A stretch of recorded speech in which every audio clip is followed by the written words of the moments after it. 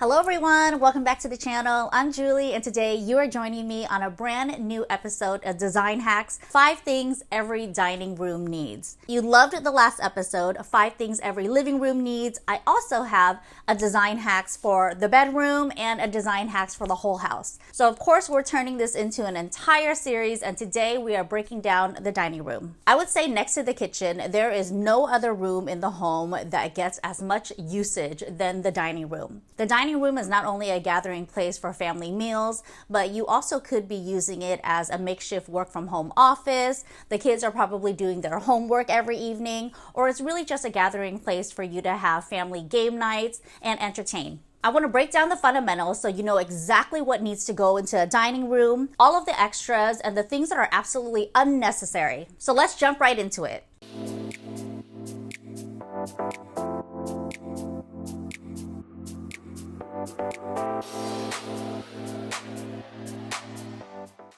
The first thing every dining room needs is clearly a dining table. Now you might be scratching your head, especially if you're starting with a blank slate, what size to get, what material to get, what shape to get, what finishes are great. So I really want to break that down for you. The size of the dining table should be proportional to the size of the room and of course your family's needs. If you have a family of 6 members, you want to get a table with at least 6 seats. If you only have 2 members in the family, but you know that you entertain, a larger dining table might be the best option for you.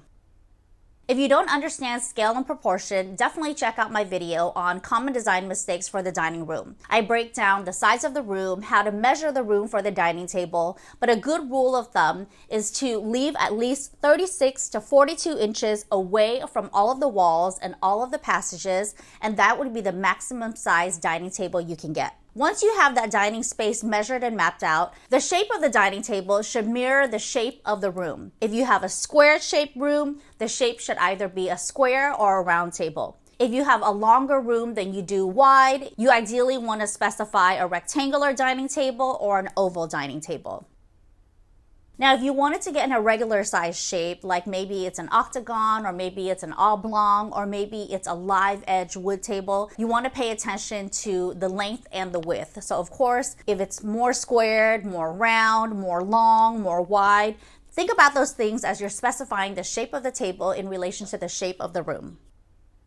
Let's break down the ideal material choice for you. Wood is a very classic and solid option. Of course, there are so many different types of woods out there. There's solid wood, there's wood veneer, there's distressed veneers, there's distressed wood, there's stained wood. The list goes on and on. Wood is a very obvious and easy choice because it comes in so many different stains and colors. I've had glass tables, which are very easy to maintain. They bring a lot of light into the space, but of course, it's not that kid-friendly since it's very fragile. I love a natural stone top. It's so easy to clean, but be careful about the maintenance. Natural stone is porous, so it does require that you maintain and seal it. When you're trying to source and specify the correct dining table material for you, always think about your budget, your family needs, and of course the level of maintenance that you're willing to invest time and money in.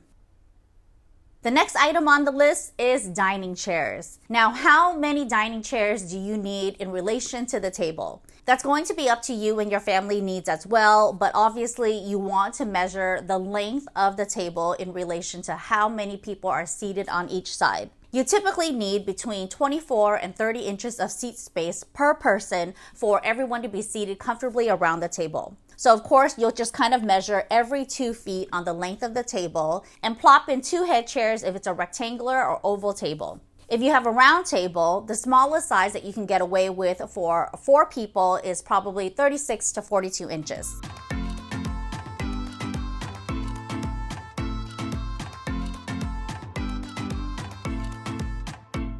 Let's talk about arms versus no arms. When should you specify a side chair which is armless versus a chair that actually has arms? For me personally, I love to have chairs with armrests on them. It's just more comfortable, especially when you're seated at the dinner table all night. You never know when a meal is going to turn into like after dinner drinks and you're kind of just hanging out, playing board games afterwards. So I want my guests to be as comfortable as possible. Another detail to really hone into is you want to make sure that the arms slide neatly underneath the thickness of the tabletop. If it doesn't, then clearly it's going to take up so much room outside of the table that you need to be able to factor that in to the space that you have allotted.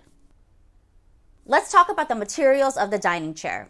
There's spills, there's stains, there's all sorts of things that can happen during dinner. So of course you want something that's super easy to clean. I love performance fabrics myself. I'm actually sitting on one of my dining chairs now, and I've reupholstered it in a designer velvet. The velvet is a poly velvet and cotton blend. So if there's spills, there's stains, it's so easy to wipe off with a wet wipe or a wet cloth, and I can just simply vacuum it right up. But if you're not committed to that level of maintenance, then you want to opt for something with a solid surface. It could be wood, it could be metal, it could be acrylic. Just think comfort and function.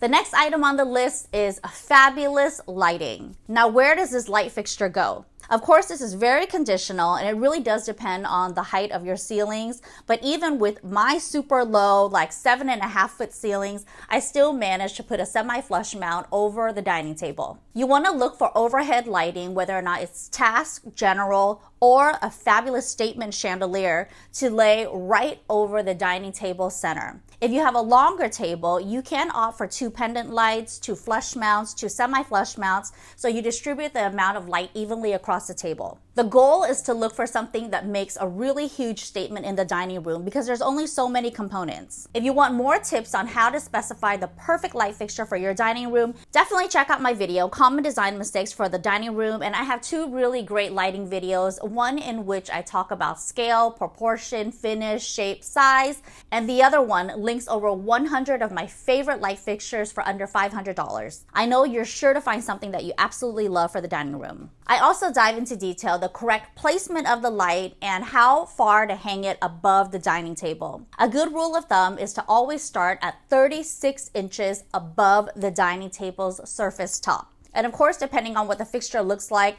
you can kind of go up from there. Too low and you're infringing on the surface tabletop and you'll always be bumping your head. Too high and you're not lighting up the surface tabletop properly. So there is a sweet spot for where to hang that dining table fixture, and all of these videos will surely guide you.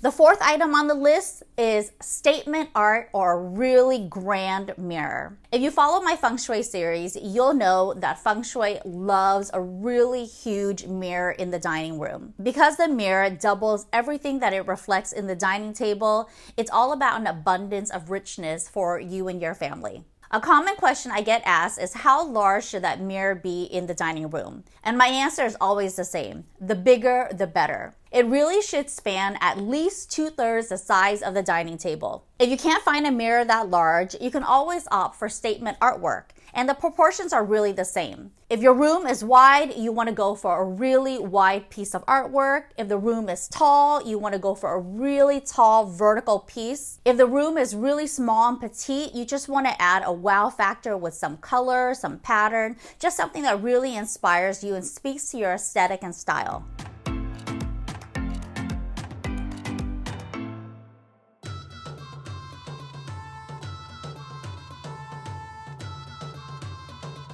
The last item on the list, and one that should never be forgotten, is a really simple centerpiece. I'm not talking about a fully decked out table with china, glassware, utensils, linens, a huge centerpiece with flowers and branches. I just don't think that the dining table needs all that clutter. The goal here is to choose something very simple and very chic. You don't want to compete with all of the other components that are happening in the dining space. Think about one simple vessel, or you can apply the rule of thirds in this case, which means it's a small cluster of 3 different items, varying heights, varying textures. We want to go for something very simple and refined so it doesn't compete with the rest of the space.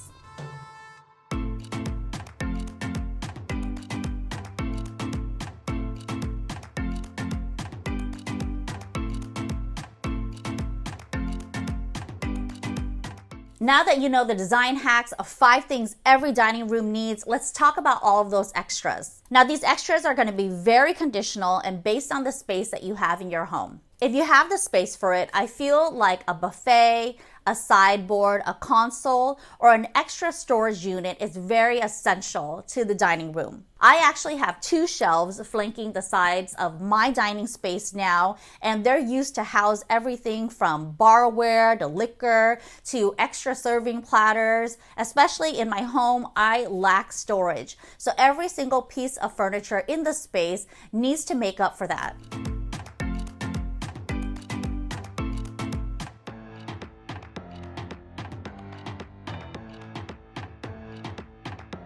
If you have windows in your dining room or maybe a sliding door that leads to the patio or the backyard, of course, window treatments are super essential. You want to think about the amount of privacy and light that you need in the space. I love shades as a first line of defense. It's a very simple, modern, and effective way to let light in, to control the amount of privacy you want in the space. And of course, it leaves the outer walls for you to layer on softer drapery panels if that's the look that you're going for. My favorite type of treatments for sliding doors are sliding curtains or drapery panels. Curtains and panels are so easy to maneuver, especially when they're on a traverse rod or if they're installed with drapery rings. You can draw the curtains all the way back and move freely in and out of the space.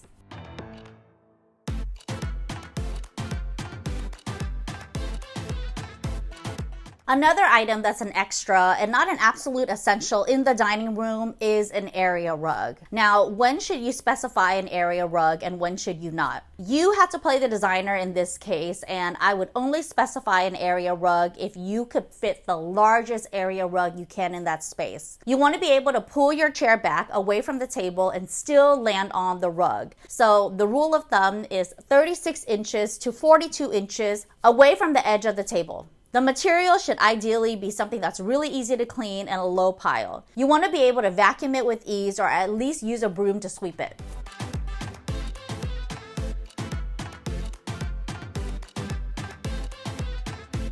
The last item on my extras list is ambient lighting. What could be considered ambient lighting in the dining room? Ambient lighting is anything that really just casts a secondary glow to the space. It could be wall sconces that you install symmetrically outside of the mirror or the statement artwork, or even on the wall that's adjacent to the main dining space. Ambient lighting could also be considered a floor lamp or a table lamp, especially if you have a buffet, a console, a hutch. It just provides that extra glow and everyone looks great in ambient lighting.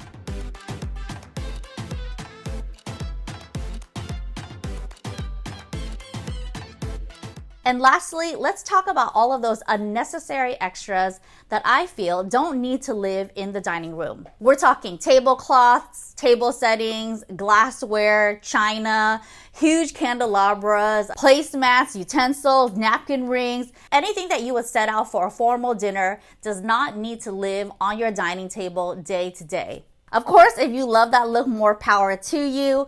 I'm just not of the camp that needs to, kind of take all that time to dust and clean all of those extras and paraphernalia that's on the dining table. I like a really clean table. I want to see the finish of my table, and I really want to hone in on all of the other aspects of the dining room that really make it come alive.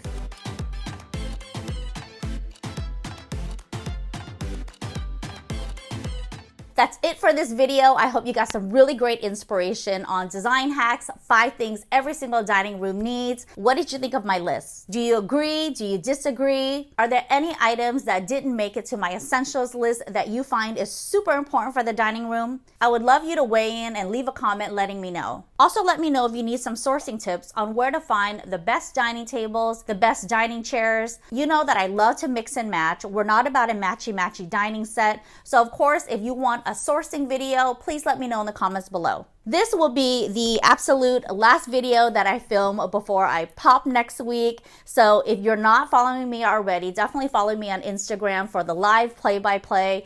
You know that I answer all of the questions and comments that are left on YouTube, so I'm not going to leave you hanging. If you like this type of content, please give this video a thumbs up.